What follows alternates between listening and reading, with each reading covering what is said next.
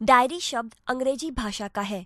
Diary के लिए हिंदी में दैनंदिनी, दैनिकी आदि शब्दों का प्रयोग किया जाता है।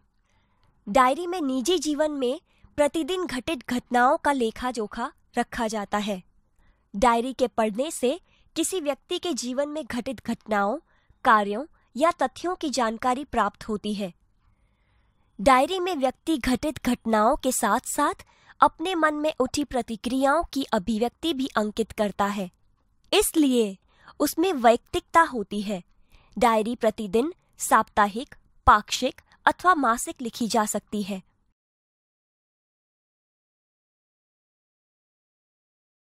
डायरी लेखन की विशेषताएं। डायरी लेखन में निम्नलिखित गुण होने आवश्यक हैं। क. डायरी लेखन में क्रमबद्धता हो। ख.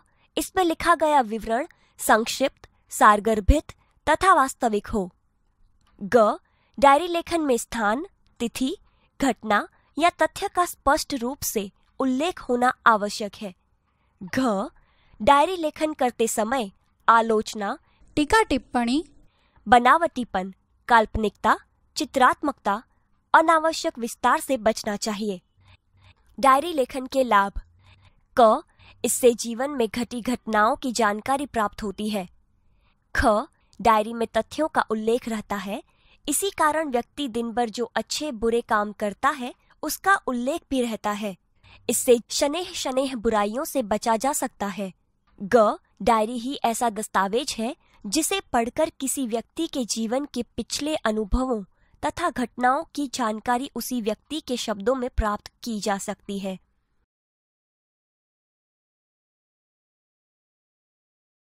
एक. अपने नए विद्यालय के पहले दिन की घटनाओं को अपनी डायरी में लिखिए। 7 अगस्त 2010, जामनगर। आज नए विद्यालय में मेरा पहला दिन था। मन में विभिन्न प्रकार के विचारों की उथल पुथल चल रही थी तथा अनेक अनजानी आशंकाएं अनायास ही मुझे डरा रही थी। 9 बजे पिताजी के साथ अपने नए विद्यालय आदर्श मंदिर में पहुंचा। प्रधानाचार्य कक्ष में जाने पर उन्होंने मुझे कुछ प्रश्न किए, जिनके उत्तर मैंने दे दिए। मेरे उत्तरों से वे संतुष्ट नजर आए। उन्होंने मुझे प्रवेश के लिए निर्धारित फॉर्म दे दिया। मन को राहत मिली।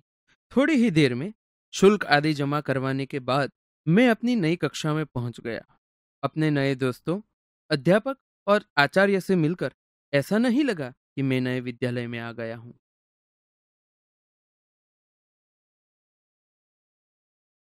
2. वार्षिक परीक्षा के एक दिन पूर्व के अनुभव को अपनी डायरी में लिखिए। 5 अप्रैल 2012, राजकोट। कल वार्षिक परीक्षा का पहला दिन है। रात्रि के 1 बज गए हैं, परंतु नींद नहीं आ रही। कल विज्ञान और टेक्नोलॉजी विषय की परीक्षा है। यद्यपि सब कुछ दोहरा लिया है, तथापि मन में अजीब सा भय है।